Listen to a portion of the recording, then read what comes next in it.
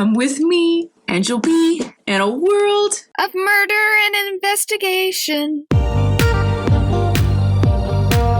Hey, thanks for joining the Escape With Me book club. Escape with me, Lizzie Sawyer. And me, Sam Reiner. As we dive into our most recent read, come with us as we evade reality and go into detail about a new book. We're going to be discussing it from beginning to end, so remember, there will be spoilers. Today we are discussing The Cat Who Ate Danish Modern. Originally published in 1967, this is the second book in Lillian Jackson Braun's The Cat Who series. Dropping the art angle, Qwill is suddenly tasked with covering interior design for a Sunday insert that could bring in $1 million in advertising. One misfortune after another leads Qwill to not only fight to keep the insert, but also to figure out the all-too-convenient burglary and mysterious death of a new friend. He makes friends with these people and then they die, and that's the plot. He's like, hi, you're my friend now. Oh no, you're dead. That only happened once in the last one. He didn't like the other two people. So background on this book, after I read the first one, I just kind of started collecting the series, so that's going to be my background for all of these. I liked the last book, and so I kept reading, and I feel like your background is going to be, and Sam made me read the next book.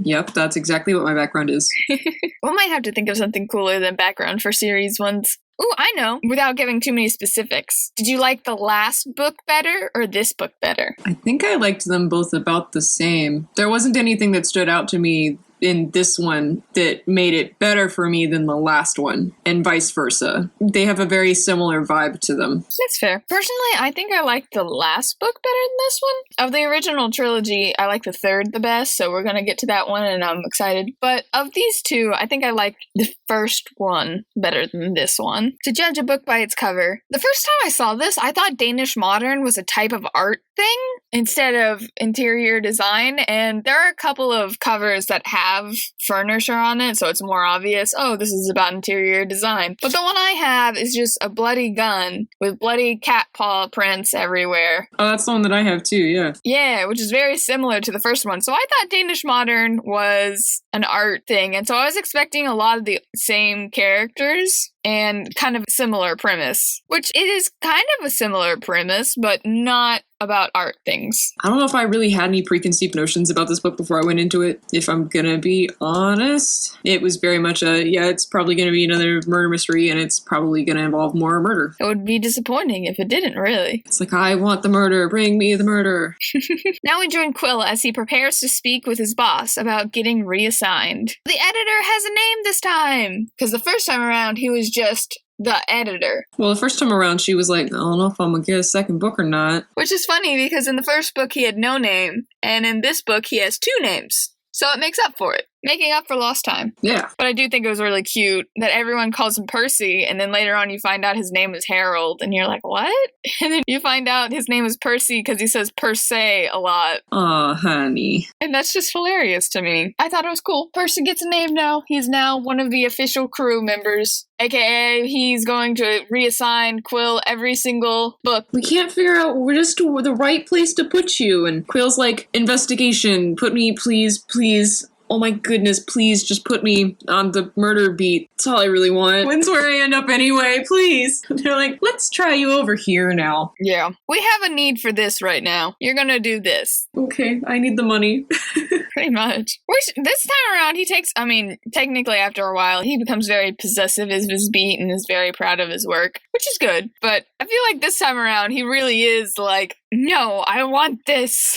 One in part because he doesn't want to do the church beat, and another part because he wants to be better than Fran, I guess. He doesn't want Fran to take it. Fran does kind of butt in a bit. And she's like, yeah, we're gonna do this now. Yeah, she sensed weakness in his first one. She's like, haha, I can be the puppet master here. I can take over. Well, she does not let her. I think at first he's a little bit of a shooting himself in his own foot when she's like, oh, I have a couple of things lined up. And he's like, I have everything I need. Yep. She's like, really? He's thinking, not really. I've only talked to one person, but I'm not gonna let you help. I'm like, no, I got it. Yeah, no, it's fine. We're good. Totally cool. It's only been a morning. That's just how fast I work. See, what? No, yeah, I got it. We're good. His background with Fran is really funny. And I can't remember if that continues on into other books because it's been a really long time since I've read the series. I know it's not long term, but I don't remember if it leads into the next book at all. It seems like the sort of thing that would. I don't know. Maybe it's come to a close as well because Coco did the thing. She got really mad at him. She's no longer having a crush on him. She told everybody at the bar that he's gay, and that might be the end of it. She's proud of her handiwork, which doesn't work considering Qwill takes Cokie to the press club, so no one actually believes that. Yeah, I don't know how I feel about Cokie. Yeah,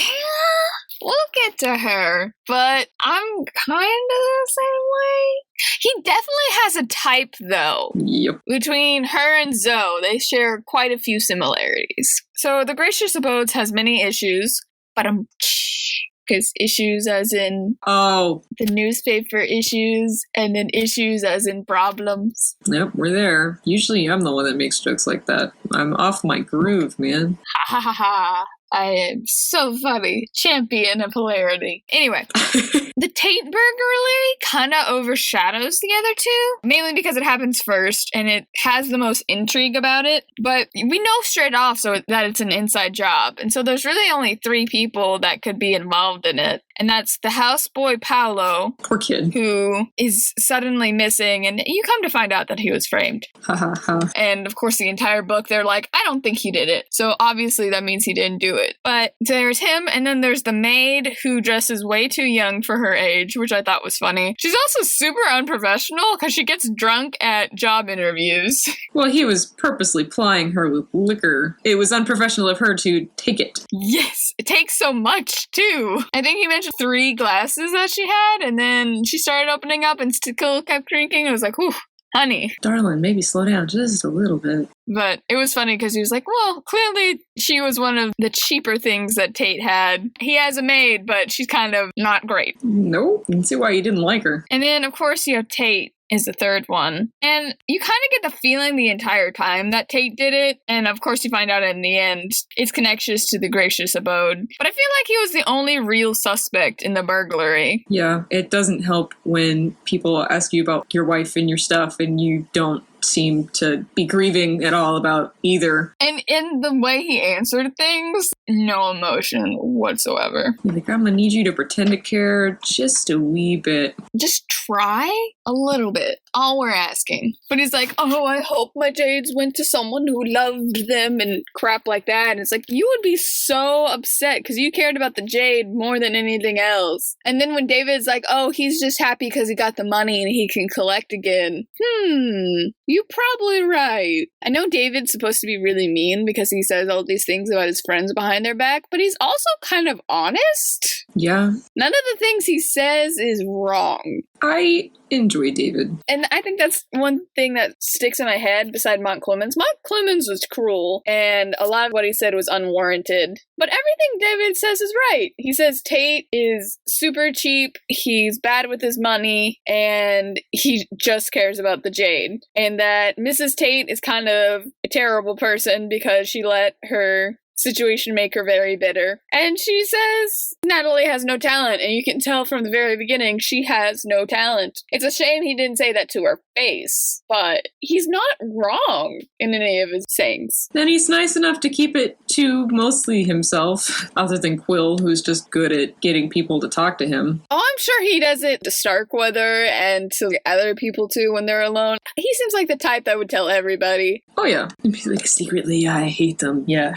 Yeah, and he probably should have been more honest about stuff or he wouldn't have ended up in his position. But I think that makes him more likable than Monk Clemens because he's not cruel about it. So I have a question for you. They kind of drop it almost immediately, but do you think Tate murdered his wife? Ooh, that's a thought. Because the sounds Tate would have made would not have been the sounds of a burglary. And there is an intercom system, so he would have heard her and purposely had to ignore her. Yeah, he probably killed her. So they kind of dropped that, and then they never come back to it. But in my mind, he would have had to kill her, either by making really loud noises to give her a heart attack, because that wouldn't have been necessary since he was moving his own jade into the piece of furniture that he owned. Like, it would just be him moving jade around. That's pretty normal, isn't it, for him? So either he made really loud noises, or maybe he did something like they did interested in, and then there were none, and he kept her medicine from her. I think something happened there. I think there was foul play in that. And then how he immediately gets rid of the cat and just throws it out, even though it was super beloved by his wife. Oh, the bit with the cat. It's like, I know you don't like the cat. I realize you don't like the cat. At least maybe give it to shelter. Maybe. Especially because it's a Siamese. I don't know if shelters existed back then. That's a good point. They had vets, though, which was interesting. Though he didn't go to a vet, he went to the cat psychic lady. Oh, the very first official animal shelter in the country is formed by the Women's SPCA of Pennsylvania. In 1877, the American Humane Association was formed, and in 1954, the Humane Society of the United States is formed. Ah. So theoretically there was one. Maybe not in that area, but they did exist. Good things to know. I mean, at least he gave the cat to Qwill without any qualms. He was like, yeah, just take the cat. Take it. Qwill's like, okay, cool, this cat is now mine. Which I think worked out really well, because some cats need partners because they're very social. And even if he wasn't a super social cat, Coco would have been used to having someone with him 24/7. Yeah. And then to go from that to Qwill, who's only home really late at night to sleep, and maybe Sundays, that would be a dramatic shift for him. You know, unlike my cat that can't stand any other cats because it has to just be me, just me. Mrs. Allison was a hoot. I love her character, and I kind of wish she didn't have the role she had so she could stick around longer, because she was so funny the entire time. Qwill would ask her a question, how do the girls feel about all this pink? And then she would turn to Mrs. Mitty, and Mrs. Mitty would give the answer, and then Mrs. Allison would turn back to Qwill and say, you can quote me on it. Like, I don't want to quote you on it.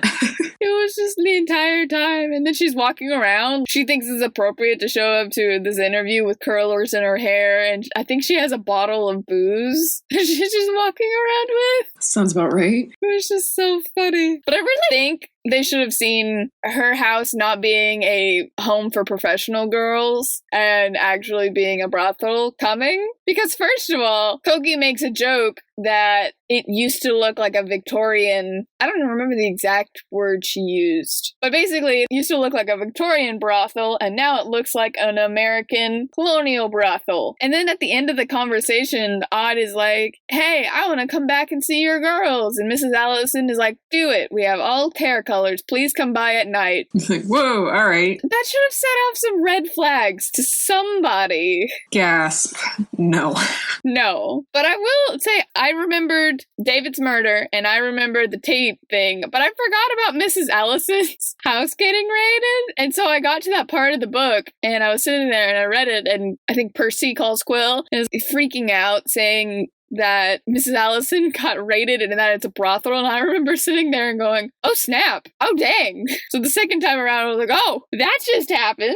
Yeah, when that hit I was like, are you kidding? Another thing? Another thing. Okay. Yeah, because every feature story, it's not the stories inside, because they make it seem like there's a couple of smaller stories inside the insert, but every cover is filled with misfortune. And so for that actually had some really good suspects, because you had Koki, because she suggested the photo shoot, and she would have known about it ahead of time, so she could have tipped somebody off. And she was friends with that one dude that is known for playing really dirty in newspaper circulation wars, which I don't buy her story of, oh, I remembered him because he stiffed Mrs. Mitty. Like, you don't go to a club and see the dude and act so happy to see you if he stiffed you on money. Personally, I'd kind of ignore him and give him the cold shoulder, or be like, give me my money. Didn't he approach her? He did. He walked up to her and was like, hey. And she was like, hey. And at least the language used is that she was said hey with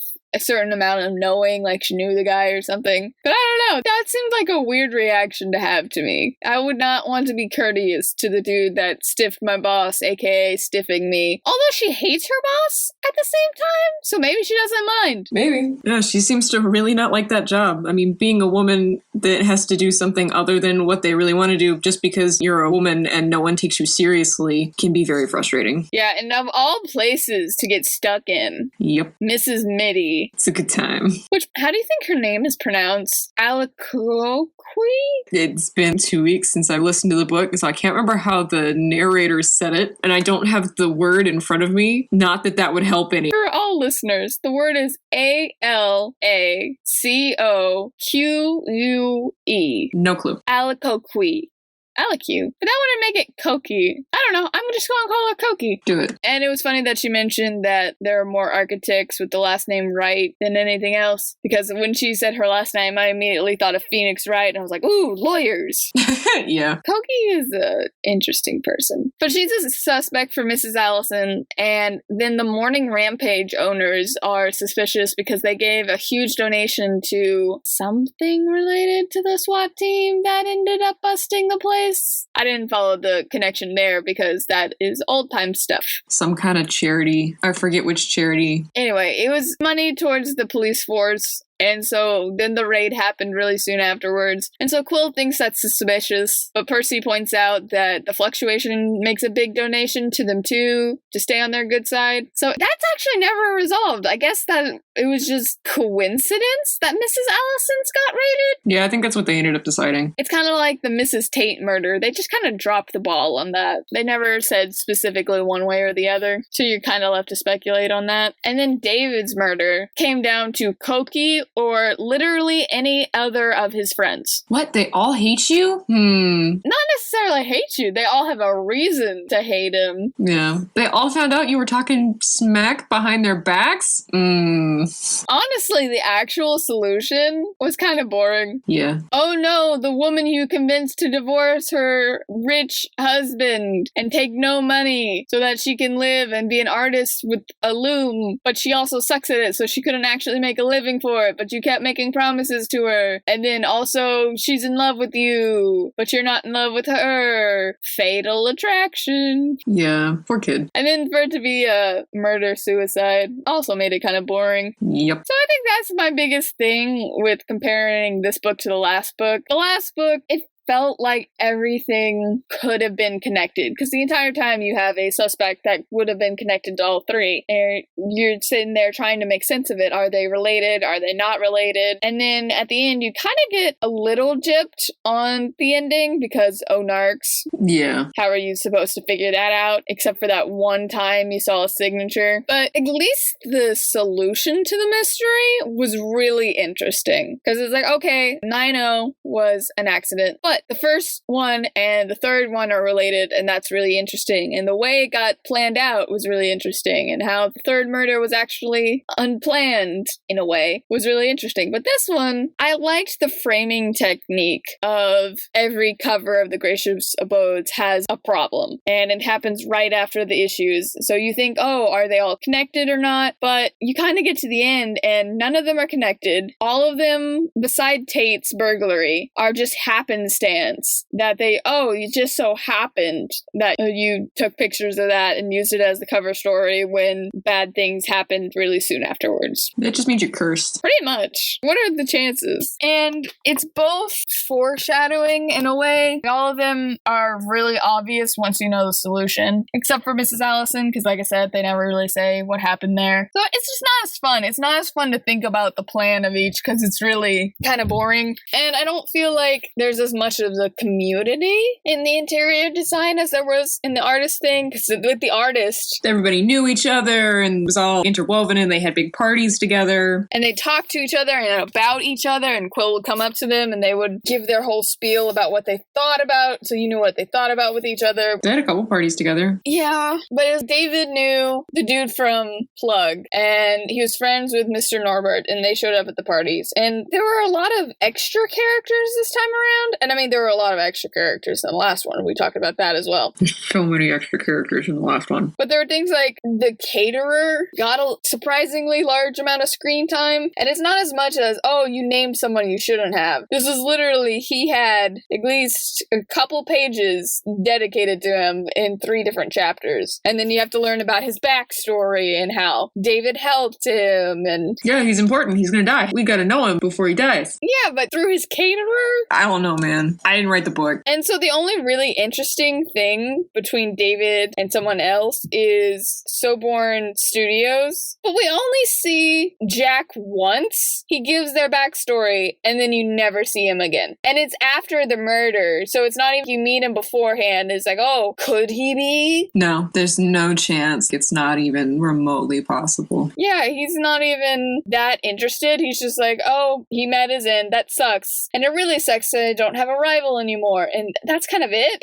I feel like that Jack was a waste of a character. Jack is a waste of a character. He had such great potential because the backstory of them is really interesting. They were both from the wrong side of the tracks. They grew up together. They were both liberal art-minded where everyone else was sports-minded. Jack and him ended up in a rivalry when Jack went to college, but David didn't. So David started his business earlier, so Jack had to work for him even though he had a college degree. I feel like she was making maybe a statement for the time towards the treatment of colored people. I don't know. It would have been more interesting if we saw them together. Yeah. At some point, because at the end it's just Jack going like, oh yeah, blah, blah, blah, blah. And he can say whatever he wants. But to actually see them together and see whether or not it was, oh, a friendly rivalry or actual animosity and really heated. The fact that they never showed up together, even though they kept talking about each other. Like at the party, everyone was hushed whispers in, what is it, the 4th chapter? Oh no, Jack, don't talk about him. Because David gets really upset and then we don't get to meet him until the very end.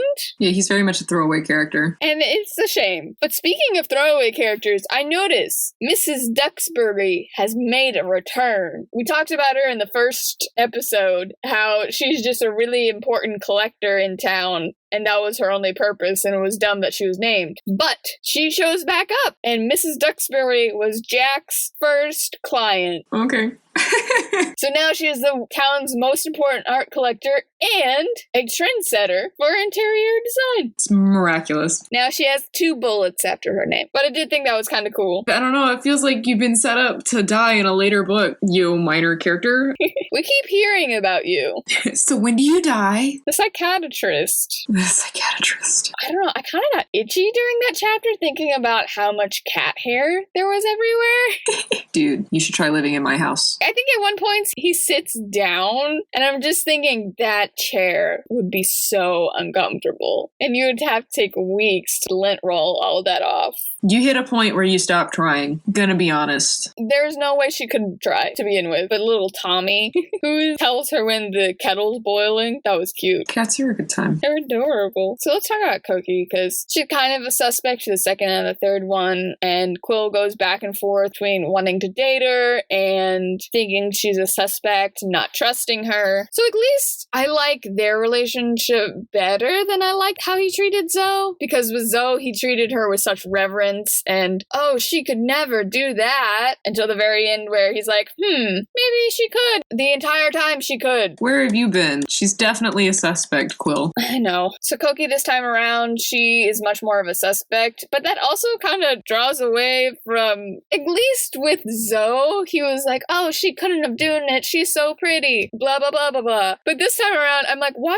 you dating her? She's obviously very suspicious. She has pictures of other men in her wallet. She knows other men and openly greets them in front of you. Your cat hates her? There are so many signs. What are you doing? She is hecka suspicious. And personally, I think the most suspicious thing about her is when he goes over to her house for dinner and she has completely changed her look and is acting like she has a new personality. This is obviously something that happens periodically and is probably something you need to watch out for. Well, that just makes me ask, was that the real Cokie that we met? Was that just another act she put on where she had the long hair and the really smart clothing and acts flirtatious but really intelligent towards men, and then to switch over to kind of a little bit of a more feminine, more, I don't know, husband seeking? I can't really think of how to describe vibe. But it's a jump in personality, and she does it almost immediately with no problem. She has either conjured new skills or started to show off these skills that she had. She was knitting something horribly pink. Gotta love the pink stuff. It just brings up this question of how authentic is she? At least with Zoe, it was like, oh, maybe there might be one layer behind her. Oh, she's actually vindictive and really smart and not at all this petite thing. But with Koki, how many layers do we have to go through to actually get to who Koki is? Way too many. She's a bit old to be figuring out who she is as a person. I mean, you can do that at any age, but most people have done that by now. She could just be trying something new. Well, it's a more gradual process. I don't know. Just the way she did it without warning, completely changed. New personality. She even says, oh, I'm trying on a new personality. I don't know. I just didn't trust that. It was extremely immediate. And if you had met her the next day, you never would have known the other one existed. Because it's not so much that she changed her personality or changed her hobbies or anything like that. Like you said, anyone can change at any point. But it's a more gradual, organic process. There seemed to be no trigger towards it. And she was just suddenly this new person. I don't trust it. And at least other people tend to be like, oh, yeah, I did go through a phase of XYZ, but I don't know. I don't trust Koki as far as I can throw her. Which I doubt you can pick her up, so. It's also really weird. Who decides to lay down in the middle of someone's living room? Me. And wriggle through their rug? Me. On a first date? Question mark?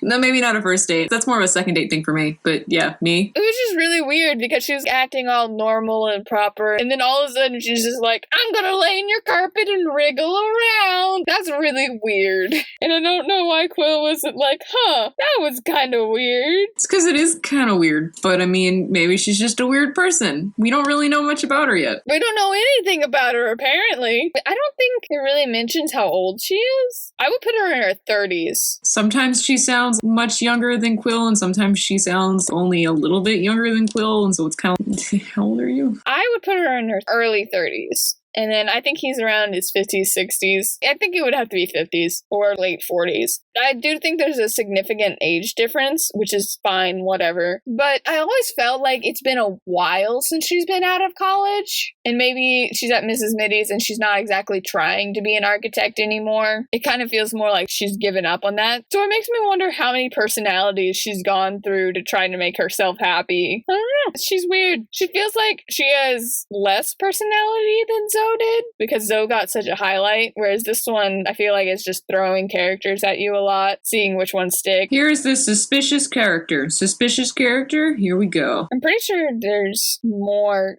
character names in this one than there were in the last one, but Detective Hames and Detective Wajik have made a return, so that was kind of cool. They're solidifying their personalities and whatnot. Yeah. So there are 4 decorators that we kind of get to meet, which, like I said, it's a little bit of a shame, because last book we met so many artists and they're all interconnected and stuff, but he only meets 4 decorators in terms of has their own studio and he visits their studio. There's Like and Starkweather, who I personally view as kind of the IKEA of the bunch. They don't exactly have a specific specialty other than nice looking furniture, and you see a bunch of things that David does where it can be just about anything. And then you have Interiors by Mitty, who is pretty hard cottage core, is the best way I can describe it, and it's very feminine and pink. And then you have Plug, which stands for Planned Ugliness, which is a sort of anti-culture store, and it's really focused on profit, which I feel like of all of them he would need to be, because I can't imagine too many people commissioning him to do an entire room, but I could see people picking up certain pieces, like really small pieces, to go in their house. And then we have Sorbonne Studios, which is very French. At least his office is very white. It felt like everything was white or something like that. But it's very French, even though Jack would love to branch out and do something else. So of the 4, who would you want to do your house? Oh, none of them. None of them? None of them. I liked Like and Starkweather, mainly because when they talk about Mr. Norton's apartment, everything is comfy but masculine. I was like, I wonder if you're focused on comfort, because Mitty is not focused on comfort. I don't feel like. It's just very cute. Soborn is very French, and I doubt that's focused on comfort, and Plug is focused on being anti-culture. So all 4 of them, I feel like and Starkweather could do a really cool interior and make it more custom to what I would want. And then everything would be comfy, because that's very important to me. What is the point of having furniture if it's uncomfortable? There's not much if it's uncomfortable. So of the four of them, who would you, if you were forced to use them, who would you hate to use the most? Definitely the ugly one, the specifically made to be ugly and useless. Yeah, he had some weird stuff in there. I mean, if I have to live in posh, uncomfortable furniture, I would rather that for the aesthetic versus trash. Literal trash. Yeah, he had things like sequined eggs. Yeah, sequined egg. Which I'm really worried those are real eggs that are sequined and not fake ones. And then some of the other stuff they mentioned. That's what stuck out to me the most, because he's like, oh yeah, I have little things for impulse buys. And a sequined egg for $5 a piece. $5 sequin egg. That just feels like a mistake. Out of all of them, it would probably be Mitty, because I'm not a huge fan of pink, but I feel like she would be like, oh, you're a female, you must love it, and then make everything pink, and I would hate it. Yeah. I do like the idea she had of, instead of those long tables for eating, she made it into a little cafe, whereas those round tables with the doily stuff on it. I do think she has some good ideas like that. It makes it more personal, but just the fact that the entire place was pink. In a brothel. Oh, yeah. She didn't know that, I'm pretty sure. I think she would have died if she knew that. She almost did die. But her whole answer to it's like, oh, why is everything so pink? It's like, oh, it makes the girls feel comfortable. Does it though? Disagree. I do like there was one point where they compare what a decorator would call things and what an architect would call things. That's a fun time. At one point, Qwill was like, hey, what would you call that? And she'd be like, oh, orange of low saturation and blah, blah, blah, blah, blah. And it was like, an interior design would call it a creamsicle or something. Yeah, that sounds about right. That checks out. I don't think Mr. Norton was mysterious enough to be interesting. I think he was a really cool character.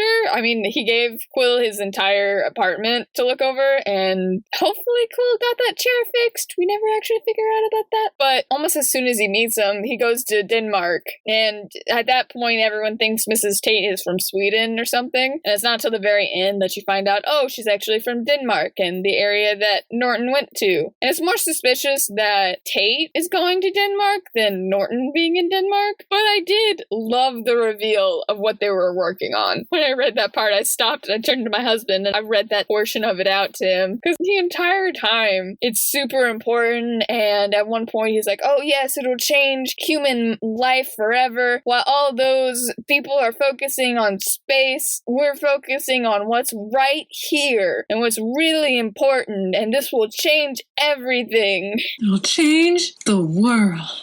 And he's like, I think it's this really important scientific discovery, and it's just beer with vitamin C or something. Yeah.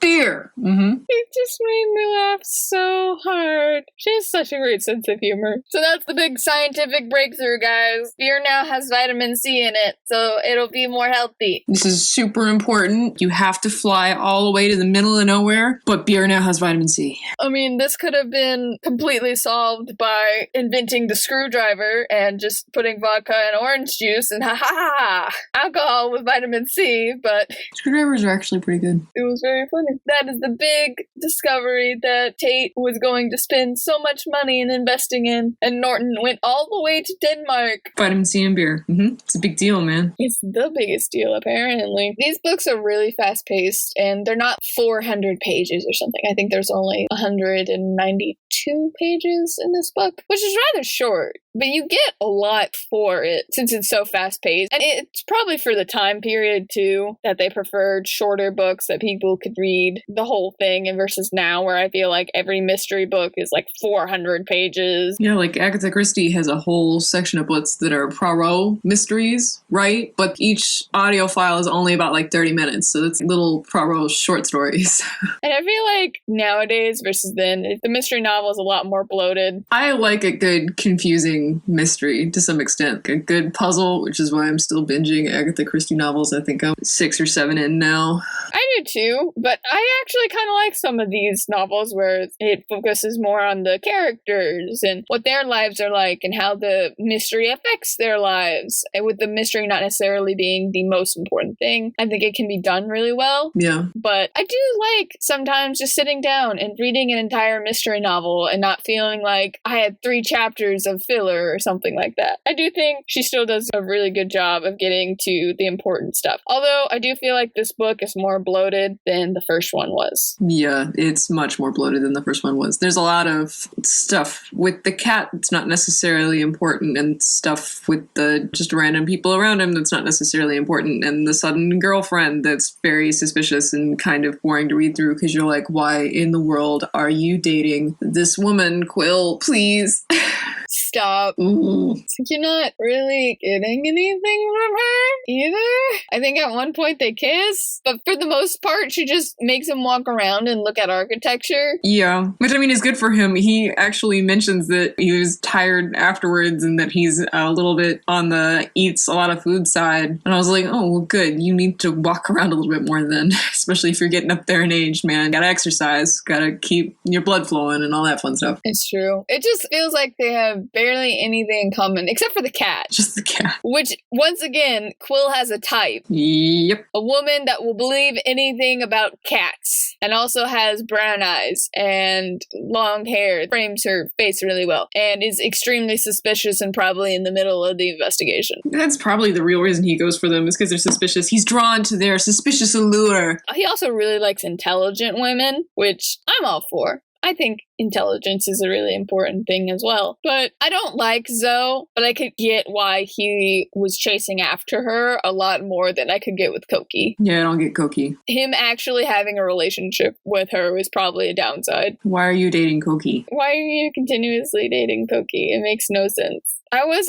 expecting her to be some sort of suspect because of it. Why are you dating Qwill? What is happening? There isn't a lot of explanation on that either. I mean, personally, I find Qwill awesome and lovable, but they don't really share any hobbies other than cats. And if she's into people like David, I mean, that might have been one of the many phases she has. Maybe she's just into people that actually take her seriously when she says that she's an architect. Could be. Oh, a man that actually respects me? I have no idea. I think that's the main thing is we don't get a lot of information about Koki's motives in all of this. And it just makes her really mysterious and kind of like an empty shell. She has actions, but no motives or thoughts or desires. She barely has passions. So I can't believe I'm saying this, but of the two, I would have preferred... The one that you hate, yeah. Actually, I take that back. I would have preferred neither of them. I would prefer Qwill stay single. Forever and ever and ever. Just stay single, man. Just a man and his cat. Yeah, you got cats. What else are you needing? You've been single for this long. You can do a little bit longer. Clearly, you have terrible picks. I mean, if the divorce isn't already a clue, you're horrible at picking women. Which is really funny. That's the whole reason he's anti-dating Fran. It's like, oh, you remind me too much of my ex-wife. She was also a female executive working type. And I'm like, what do you think Koki is? That's what she is. She's a female. Well, I guess that's the difference. Fran has dreams and she goes for them. Koki has dreams and she lets them get away. What does that say about Qwill? That he has dreams and he's working as an interior decorator magazine writer. He also wants someone who cannot get their dreams. I mean, I personally wouldn't have necessarily wanted to date Fran because she seems a little over the top with her zebra hats and whatnot, but better pick than Koki. No. No. He just has terrible picks of women in general. Okay, let me say this. Women attracted to Qwill. He should know, straight up, this is a problem. I don't know what he does, but he attracts suspicious women who are possibly involved with murder. Yeah, no idea. Maybe it's just because he's involved with murder and they're like, oh, you're involved with murder. I don't know. It also could be the murderer is involved with his beat and the people you meet are involved with his beat. But there were 2 times in this book that Koki could have been a suspect, which I kind of wish they had tied her to Tate somehow, because then it could have been like Butchie Bolton, and the last one is like, oh, all 3 of them are connected and they're connected to this one person. But no, Tate kind of sits on an island where you know it's him, you just don't know how he did it. Kind of. It was weird. The whole book felt a little disjointed. He does more detective work, but I feel like he gets less out of it. And I do think Coco was helpful. Things like throwing things up and eating the piece of Natalie's dress. It was very concerning the entire time the cat was eating fabric. It was very much oh no, Qwill, you gotta do something about that. That's not good at all. Which says something when the biggest plot twist is this entire time Qwill thought moths were eating his tie, but it was actually his cat. Having cats, there's a bit at the beginning where he's got a tie and he thinks the tie's fine and he looks at the tie and it's still on the chair, but it has a big hole out of the middle. And I'm like, if a cat had eaten that, it would be on the floor. It would not be where you left it. It would be on the floor. He's sneaky, though. He probably dragged it back up there to make it look not suspicious like. Okay. The whole thing with the cat not liking Cokie because it's too close to Coco. I think the cat just doesn't like her. I know. I was almost disappointed. I was like, no, he doesn't like her. It's fine. Your cat senses something off. Your cat's decided that she's no good. Listen to the cat, man. Listen to the cat. She ain't no good. Listen to the cat. And then at the end, it's like, oh, just call me Al instead of Cokie. And then you never see her with the cat again. And I was like, maybe she just doesn't like her because she's not a great person. But overall, it's not my favorite book in the series. Unlike the last time, the suspects are way too obvious. And it's kind of more of a matter of time than it is, oh my goodness, he needs to solve the murder. And it kind of sucks that David was at the end. Because the last book, it has 3 murders. This one has a burglary, a raid under suspicious timing, and then the murder. And so the murder doesn't get very much time before wrapping up. Although now I am remembering Odd Bunsen jumping from balcony to balcony drunk as a skunk. That was probably my favorite scene. Odd is an idiot. Especially when he's drunk. How did you get over here? And he'd be like, I jumped over the balcony. So okay, how did you get over here? I jumped over the balconies. No. How did you get over here? I jumped over the balconies. There are 24 in between here and there. Yep, I just kept going. Oh yeah, I jumped over the balconies. And he'd be like, why? No, you didn't. Like, no, I did. I jumped over the balconies. Which I'm surprised. As soon as he got over, Qwill didn't walk over and knock on the door. He just waited by the phone. He was like, I'm gonna wait for Odd to call me. If it was me and he did that and I saw he made it over there, I would walk over there and knock on the door and make him open it so we're both inside to get Coco. But to make sure he doesn't jump back through the balconies with the cat, which really impressed that the cat did that too. I could more see it of a cat than a person. Having 4 legs gives you an advantage on balance versus 2. It's true. And he could jump much higher and longer and all that, but it was just funny that the cat made his way all the way to David's. He was like, this is where good food is. He felt the need. He was like, you go all the way over to David's, because David's probably going to die and I need to be there. Except he did his best to hide the evidence. Well, David probably talked behind the cat's back, so... I'll leave you clues, but my owner is going to have to take a week to find it, and he'll have to use something or other under a chest to drag everything out. But there will be the evidence in the form of my barf. Yum Yum and him are cute, though. I'm excited. Now that Yum Yum is here, the 2 of them will be forever together, and they're a very cute pair. And Coco stops eating cloth and wool. Which is good, because that's not healthy for a cat at all. It's not great. Especially the cloth with metal fibers in it. Very not great. So if you could ask one question of the author, what would it be? Why are you having Qwill date these horrible women?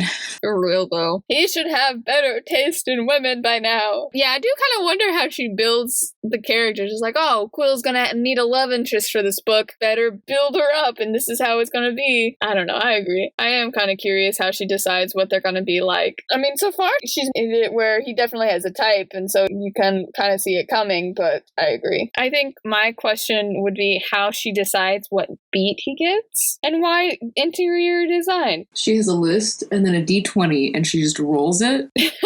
Random roller. It's like, it could be any of these 20. We'll see what happens. But no, I am kind of curious how she chose the art beat last time and she chooses the interior design beat this time. And I know for the next 2 beats what he gets and how she chooses, oh, this is where Qwill is going to be. Because the whole appeal is he's covering non-male stereotypical stuff. And so he's a little bit of a fish out of water in each of them. And murder happens in unusual places. But I am curious how she, one, picks the list of what they will be and then decides what will be integral to each one. I think that would be interesting. Overall, I would probably give it a rating of adopting a new cat out of 10. It's a new start. You can see it's moving in a good direction, but there's an awkward transition typically in the beginning. So she's got the series. She's going to write a trilogy. And so the third one is the final one she writes for almost 20 years. Until the trilogy got so popular, she got to write more. So this is a little bit of an awkward slump. You got the new cat, you're really excited, and you have this awkward transition, and then it gets better. And that's kind of how I feel the series goes. I feel it's more finding an abandoned cat on the side of the road and taking it home and ending up keeping it. I feel that. That's fair. It's unhealthy and it's starving, and you have massive vet bills coming because you have to get it all at shots and you have to get it dewormed and probably chipped and all that fun stuff. But it's a new life friend that's going to be around and happy. But at the moment, it's very much like you're such a chore. I feel that. So I have hopes for the series, but this book was not my taste. Yeah, that's why I like the first one better than the second one. But overall, this is a really great series. And even compared to some series' best books, this book is probably better than that. Thank you so much for listening to our podcast. You can keep up to date with us by checking us out on Twitter or Instagram. And you can help support our podcast by checking out our Patreon, where for just $1 a month, you can get our bonus episodes, where we look at the movie adaptations to some of your favorite books. This month, we're continuing our Harry Potter series with Harry Potter and the Prisoner of Azkaban, with a special appearance from our good friend Caitlin, psychology professional to the stars. Thanks for wandering through this murder mystery with us. Join us next time when we'll be discussing Louisiana Longshot, written by Jana DeLeon. Thank you so much for hanging out with us today. I'm Sam Reiner. And I'm Lizzie Sawyer. And we hope to see you and a friend here next time.